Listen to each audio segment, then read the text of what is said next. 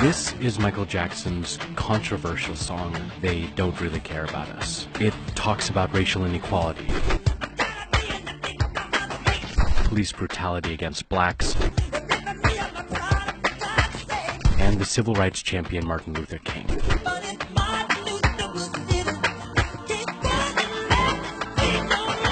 And it's still relevant today. Here's how.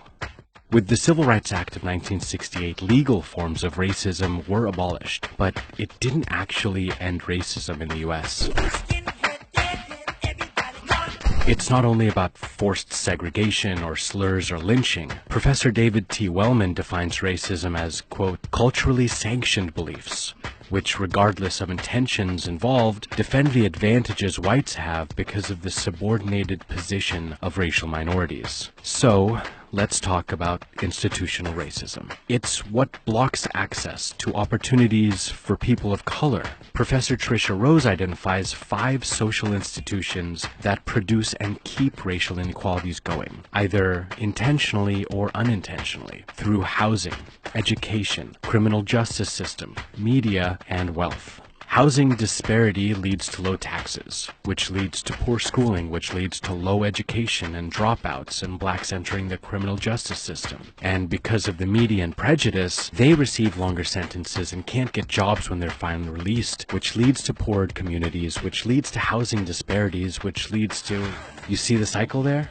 So let's start at the top. Today, the average white family owns 700% more wealth than a black family. A study by Brandeis University found that this disparity is due to the institutionalized racism in housing. You see, for decades, the Federal Housing Authority wouldn't grant mortgage loans to people of color. They'd rank all the neighborhoods in the country according to their loan eligibility, and black neighborhoods were marked red and assigned the lowest grade. Later, this rating system was taken up by banks and other institutions which denied home and business loans to people of color. This is called redlining, and although it's now illegal, the damage is still being felt today. Blacks couldn't get loans to buy property in their neighborhoods, and white real estate owners known as blockbusters held all the deeds. Without access to loans, black neighborhoods couldn't thrive. Homes weren't renovated, new businesses weren't opened, and existing ones weren't being expanded. It's what created ghettos and generational poverty.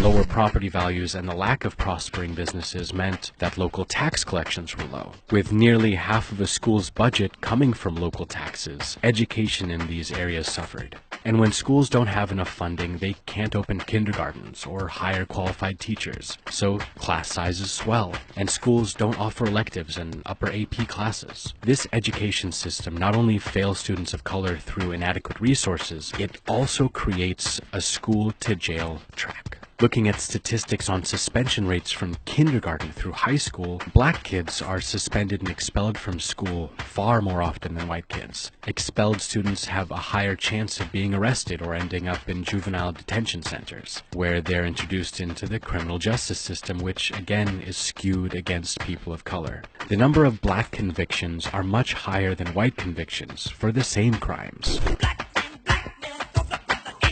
Black people make up only 13% of the U.S. population, but they're 40% of the U.S. prison population. Why? It's all about perception. Black people are perceived as criminals, and this stereotype of black people as brutes became especially popular in 1915 with the movie The Birth of a Nation, praising the Ku Klux Klan's protection of white women from the sexual aggressions of free black men. The movie was screened at the White House, and President Woodrow Wilson reportedly said the film was, quote, like writing history with lightning, and its depictions were all so terribly true. And these perceptions have carried on. Interestingly enough, the U.S. prison population skyrocketed after the Civil Rights Act, mostly caused by the U.S.'s war on drugs, which, according to former Nixon advisor, was created to target black communities and hippies. And today, even though whites and blacks use drugs at similar rates, people of color are far more likely to be prosecuted and receive harsher sentences for non-violent drug-related crimes.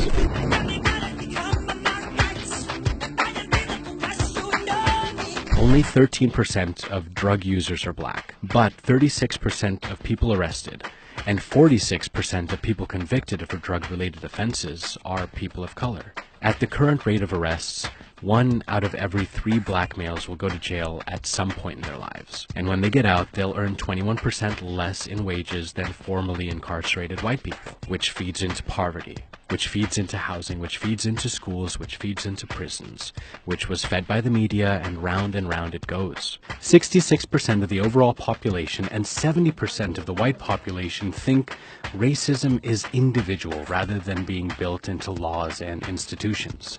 What do you think?